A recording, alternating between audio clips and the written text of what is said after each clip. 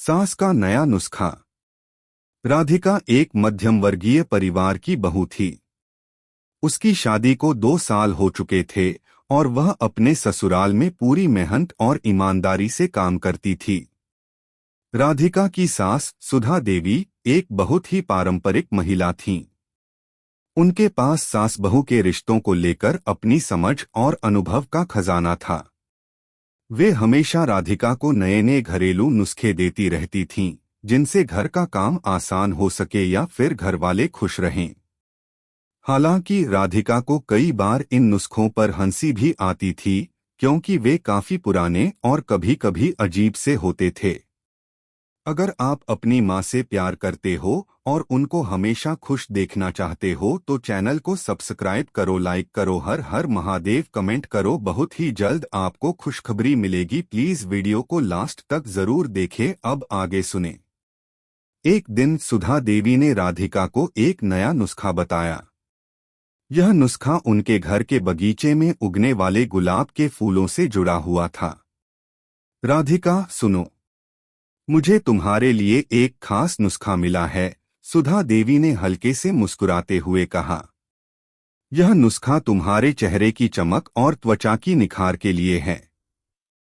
राधिका ने चौंकते हुए पूछा, क्या सासू माँ? गुलाब के फूलों से ये कैसे काम करेगा? हाँ, सुधा देवी बोली, गुलाब के फूलों को अच्छे से उबालकर उसका पानी नहाने के पानी में मिला लो। इससे तुम्हारी त्वचा पर निखार आएगा और तुम हमेशा जवान नजर आओगी। राधिका ने यह सुनकर हंसी रोकी नहीं रख पाई। सासू माँ, क्या आप सीरियस हैं? क्या गुलाब का पानी मुझे क्रीम से भी ज्यादा असरदार बनाएगा? राधिका ने मजाक करते हुए पूछा। सुधा देवी ने सिर झुकाते हुए कहा, तुम हंस रही हो, लेकिन यह सच है। गुलाब का पानी सदियों से महिलाओं के सौंदर्य के लिए इस्तेमाल होता आया है। अगर तुम इसे नियमित रूप से इस्तेमाल करोगी तो तुम्हारी त्वचा भी खिल जाएगी। राधिका ने सोचा कि यह नुस्खा शायद बहुत पुराना और पारंपरिक हो, लेकिन सासू माँ के सम्मान में उसने इसे अपनाने का फैसला किया। उसने गुलाब के फूलों का पानी बना लिया और नहाने के पानी में मिला लिया। हालांकि वह अंदर से मुस्कुरा रही थी, क्योंकि यह नुस्खा उसे बहुत अजीब सा लग रहा था। अगले दिन राधिका ने इसका प्रयोग किया।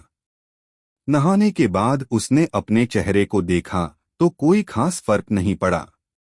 उसे लगा कि शायद यह नुस्खा वक्त के साथ पुराना हो चुका था, लेकिन फिर भी उसने इसे कुछ दिन और अपनाने का फैसला किया। वहीं दूसरी ओर सुधा देवी ने राधिका को कई अन्य नुस्खे भी बताए।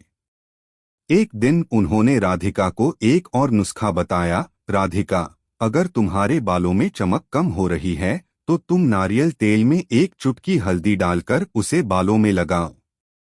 इससे तुम्हारे बाल घने और स्वस्थ होंगे। राधिका ने सोचा कि यह भी कुछ ज्यादा ही पुराना नुस्खा होगा, लेकिन सासू माँ की बातों का अनादर करना ठीक नहीं था। उसने नारियल तेल में हल्दी मिलाई और बालों में लगा लिया। उसे इस पर भी कोई खास असर नहीं दिखाई दिया, लेकिन उसने फिर भी इसका पालन करना जारी रखा।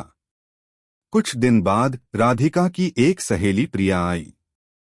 प्रिया ने राधिका से पूछा, क्या हुआ राध, तुम तो कुछ बदलती नहीं दिखती। सासू माँ ने तुम्हारे लिए कुछ खास नुस्खा दिया था ना?